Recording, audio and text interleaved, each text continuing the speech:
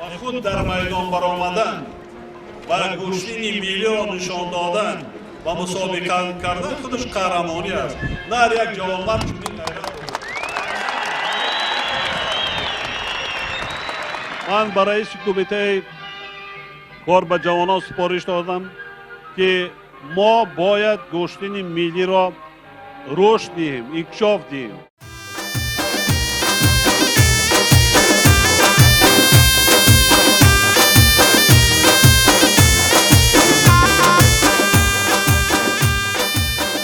با تشبوس جمعیت تاجیکان تاتاریستان فدراسیای روسیه و در موافقه با وزارت ورزش جمهوری تاتاریستان از سنه 6 اپریل سال 2023 در دایره سال فرهنگ و عنعنه‌های ملی در جمهوری تاتاریستان و بخشیده به 78 سالگی غلبه در جنگ بزرگ وطنی سنه 8 می سال 2023 در شهر قزان چمپیونات کشاده یکم جمهوری تاتاریستان عاید به مبارزه گوشتینگیری برگزار می‌گردد. تشکیل کنندگان چاره‌بینی مذکور تمام پهلوانان گوشتین ملی تاجیکانه را برای قوه آزمایی به این محفل دعوت می‌نمایند.